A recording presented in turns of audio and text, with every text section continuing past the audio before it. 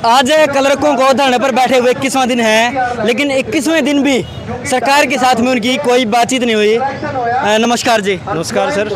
बिल्कुल, आज हमारा 21वां दिन है और कर्मचारियों को शौक नहीं है भूखे प्यासे और इतनी गर्मी में बैठने का। ये सरकार ने हमें को बिठा रखा है सर। जो माननीय उप मुख्यमंत्री जी है, वीडियो देखी होगी आपने, और जो कर्मचारियों के साथ में जो बात करने का तरीका है वो कैसा है सर? वो बहुत ही गलत है, बहुत ही निंदनीय है। हम उनकी निंदा करते हैं कि कर्मचारियों के साथ ऐसा व्यवहार किया जा रहा है। उनकी जायज़ मांग जब उनको रखने का मौका तक नहीं है, उनसे बात करने तक का भी समय नहीं है, और इतना गंदा व्यवहार, इसकी हम सरकार से निंदा करते हैं। ये जो गठबंधन सरकार है, चाहे वो जजपा हो चाहे बीजेपी हो, वो कर्मचारियों के हित की नहीं है। और हम अपनी मांग के लिए अपना एक ज्ञापन देना चाहते थे, उनसे बात करना चाहते थे, बल्कि हम तो गए नहीं थे, हम तो हड़ताल में थे।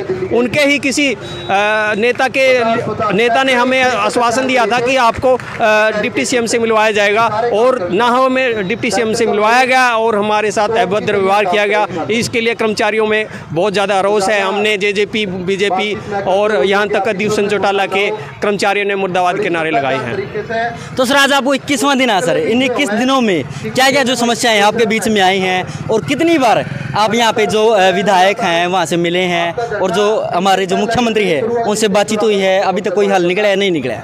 सर, जो सत्ता पक्ष के हैं उनका कोई प्रतिनिधि या MLA MP हमारे बीच नहीं आया है। जो विपक्ष के हैं वो काफ़ी संख्या में आए हैं। दूसरे तमाम संगठन हमें समर्थन देने के लिए आए हैं। तमाम संगठनों का हमें संगठन का समर्थन में प्राप्त हुआ है। और रही बातचीत की बात, तो 2 दौर में हमारी सरकार से बात हुई है, लेकिन वो बेनतीजा रही है। वो इस कर रही है कि सरकार हमारी मांग को मानने के लिए तैयार नहीं है, वारिक बता रही है, कभी बजट का हवाला देती है, कभी कुछ कहती है। और जब तक हमारी सरकार मांग नहीं लेती है, हम निश्चितकालीन हड़ताल पर चलते रहेंगे।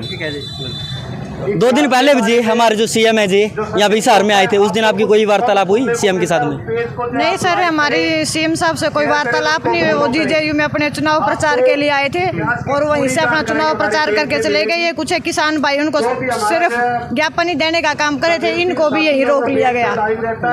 तो हमें तो जाने ही नहीं दिया, इनको भी गिरफ्तार कर लिया। वैसे तो बोलते हैं जी बेटी बचाओ बेटी पढ़ाओ, लेकिन बेटियां तो यहाँ पे आज धरने पर लगातार कहीं पे देखें वहीं पे बैठी हैं। तो आप क्या मानते हैं कि सिर्फ ये एक दिखावटीपन है? सर, जैसा हमारे साथ हो रहा है, देश की बेटियों के साथ हो रहा है, चाहे वो दिल्ली में लगाए, मणिपुर में लगाए, जहाँ भी आप देखें, मुझे लगता है बेटी बचाओ बेटी पढ़ाओ का एक सिर्फ नारा ही था, इसके अलावा कुछ नहीं था।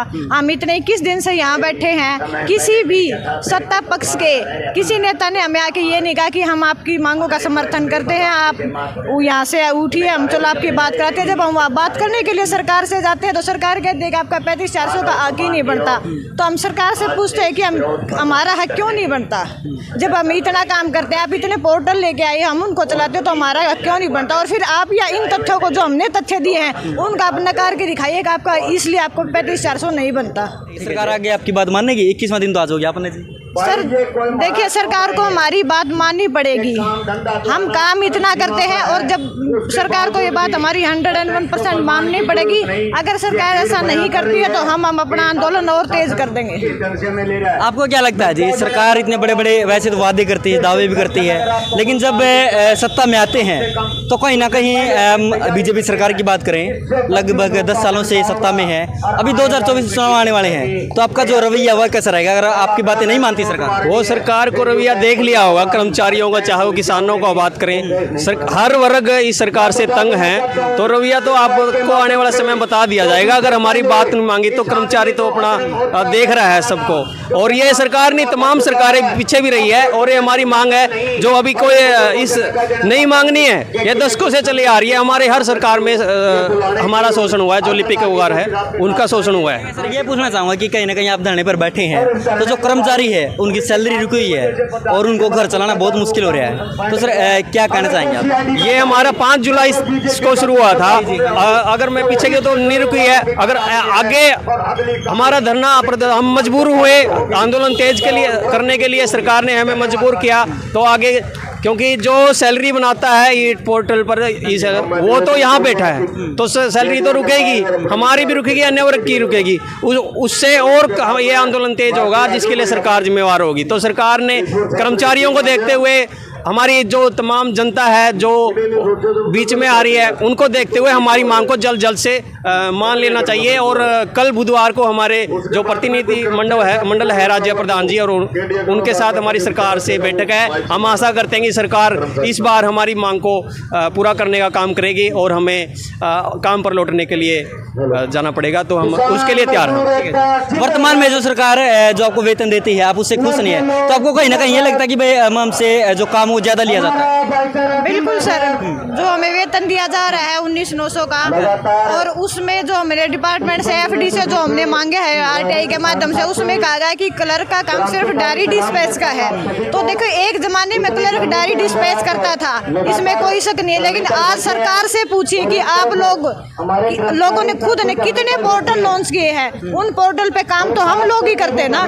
तो अगर हम लोग पोर्टल पे काम करते हैं तो इसका मतलब हम वेतनमान के भी हकदार हैं। तो इसलिए मैं सरकार से गुजारिश करूंगी कि हमारे काम की समीक्षा का करते हुए और हमारे वेतन को बढ़ाया जाए। आप सभी लोग हमें कमेंट करके बताइए भाई, क्या जो लिपिक कर्मचारी है धरने पर बैठे हैं, इनको अपना जो 35,400 का हक है वो मिलना चाहिए या नहीं मिलना चाहिए? तो आप लगभग आप यहाँ पे देख सकते हैं कि जो हिसार जिले में जो लगभग सभी कर्मचारी है, जो कलर के कर्मचारी वहाँ पे धरने पर बैठे हैं, जिनमें महिलाएं भी हैं, पुरुष भी हैं, सभी शामिल है। लगभग देख सकते हैं गर्मी कितनी ज़्यादा है और यहाँ पे टिकना ना टिकना वो एक अलग बात है, लेकिन कर्मचारी अपनी मांगों को लेकर लगातार यहाँ पे टिके हुए हैं और पक्के मोर्चे पर हैं। तो जब तक इनकी मांगे नहीं मानी जाती, जो 35,400 इन्हें हक है वो नहीं मिलता, तब तक यहाँ से नहीं उठेंगे, ऐसा इनका कहना है। आप लोग अपनी राय जरूर दीजिए। एक नई अपडेट के साथ मैं आप सभी के साथ में फिर से जुड़ूंगा। तब तक के लिए धन्यवाद।